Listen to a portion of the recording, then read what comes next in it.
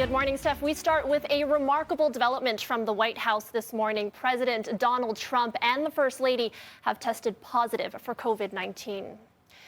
The Trumps tweeted out the news shortly before 1 a.m. with the president writing, "We will begin our quarantine and recovery process immediately. We will get through this together." It comes just hours after the news that one of Trump's most senior advisors, Hope Hicks, became infected. She traveled with him aboard Air Force One this week, including to Tuesday's debate and his crowded Minnesota rally. For months, a mostly maskless Trump has publicly downplayed the threat of the pandemic, even though more than 200,000 Americans have died.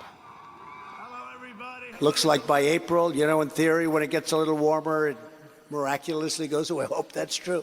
It's going to disappear. One day, it's like a miracle. It will disappear. We have it so well under control. I mean, we really have done a very good job. I want to have our country be calm and strong and fight and win, and it will go away. The president's physician released a memo that says Trump is doing well and added, "Rest assured, I expect the president to continue carrying out his duties without disruption while recovering." Trump will stay isolated in the White House, but the memo did not say whether he was experiencing symptoms, raising concerns over how many other top officials may be at risk. So the entire staff who traveled with the president this week should be quarantining for 14 days. Important for the continuity of government is that the president and vice president should not be together now for 14 days. Vice President Mike Pence tweeted he and his wife are sending prayers to the Trumps. Meanwhile, Secretary of State Mike Pompeo confirming on a flight from Italy to Croatia this morning that he has tested negative, telling reporters he last saw Trump in person on September 15th. Trump is not the first world leader to contract COVID-19. British Prime Minister Boris Johnson ended up in an intensive care unit after testing positive 6 months ago. Johnson also wished Trump a speedy recovery on Twitter. Still ahead, during our 7 o'clock hour, we'll be joined by CNN's Karen Kaifa live from Washington to discuss the global implications of an American president contracting the potentially deadly virus and how this could affect Trump's chances at re-election. To our own COVID battle here at home, Ontario recorded 538 new cases of COVID-19 yesterday and 3 new deaths from the illness. As the cases continue to swell, the province yesterday temporarily boosted the wages of personal support workers.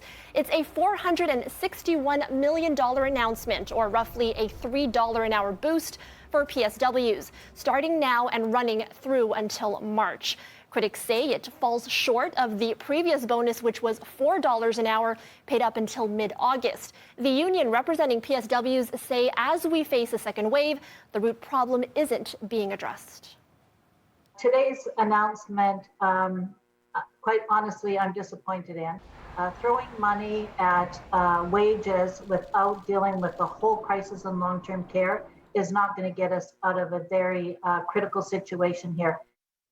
The government did not rule out an extension of the pay bonus beyond March. By the way, of those new COVID cases reported yesterday, 229 of them were reported right here in Toronto. The Toronto District School Board tells us that as of last night, 7,500 more students have asked to switch to virtual school. But as demand for online learning soars, many parents, including one I spoke to yesterday, say their children still haven't been assigned a teacher. Because the school board keeps telling me literally every 2 to 3 days that they're working on it.